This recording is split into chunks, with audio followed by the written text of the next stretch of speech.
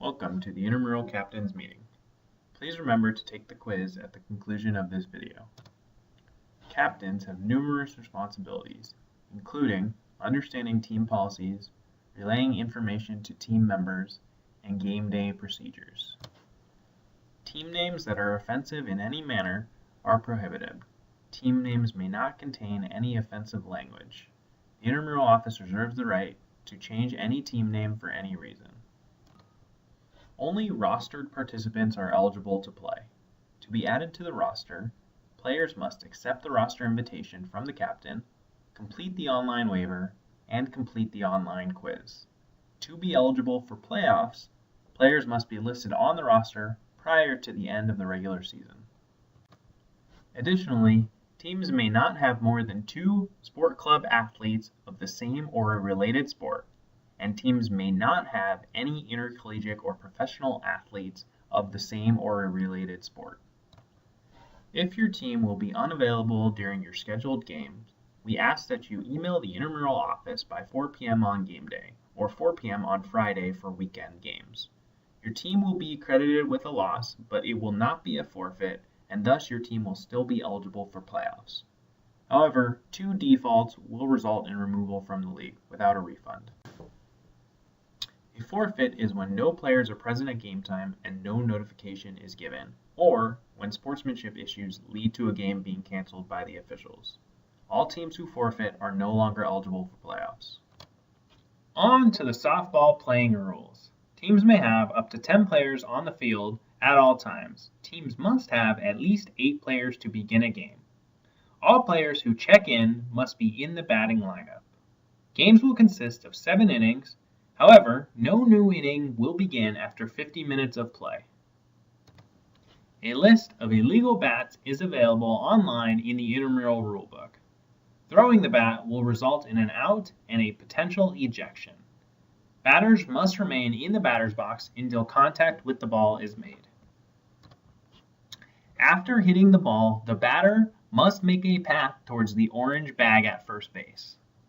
Base runners may not interfere with a fielder's ability to make a play on a batted ball, and they may leave the baseline to avoid a fielder who is not attempting to tag them.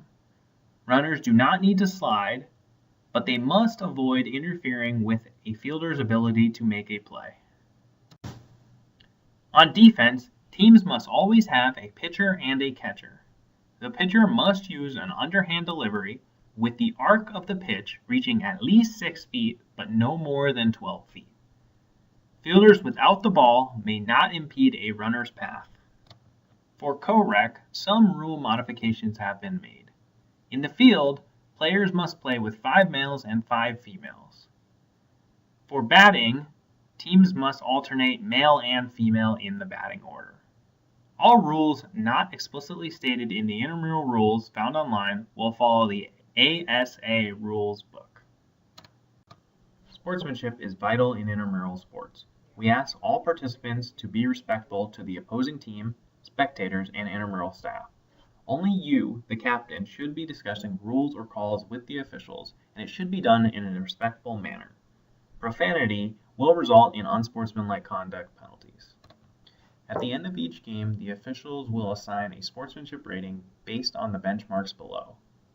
A 2.5 is the highest grade a team may receive if issued an unsportsmanlike conduct penalty.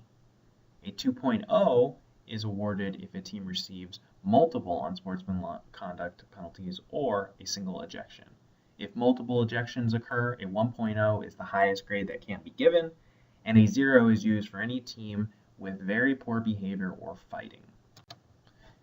Individual players may be ejected and suspended for the following reasons: participating under an assumed name, dissent towards the intramural staff, earning 2 unsportsmanlike conduct penalties in the same game, using offensive or vulgar language directed at another individual, fighting or violent behavior, and possession of alcohol or participating while intoxicated. Remember though, this list is not inclusive. Ejected participants must meet with the intramural coordinator prior to reinstatement. Team suspensions, while rare, may occur. The intramural office reserves the right to remove or suspend teams with behavioral issues without a refund. This includes teams that receive below a 1.0 sportsmanship rating, teams with frequent behavioral issues, or teams who participate in fights or altercations. Remember the following game day procedures.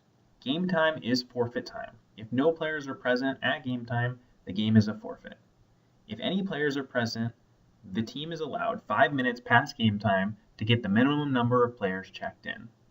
In order to check in, all players must be on the roster and present a valid U-card or government-issued photo identification card. The most common photo ID cards are driver's licenses and passports. Your duties on site may be passed to a team member in your absence. This includes pre-game meeting with officials and signing the score sheet at the end of each game. Playoffs are offered to teams that meet the following criteria: no forfeits, a minimum sportsmanship rating of 3.0, and a minimum winning percentage of 500.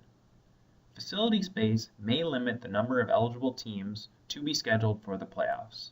And remember, the intramural office reserves the right to remove any team from the postseason for disciplinary reasons. Here in Minnesota, inclement weather can be a concern. If you are concerned with your game status, please check Twitter 30 minutes prior to your game for updates. The intramural Twitter handle is @UMNIMSports. Remember, games are rarely canceled. The intramural office is located on the second floor of the Recwell Center, suite number 278. The preferred method of communication with the intramural office is by email at imsports@umn.edu or by phone at 612-625-8094. Remember to take the quiz on IM Leagues to get credit for this meeting.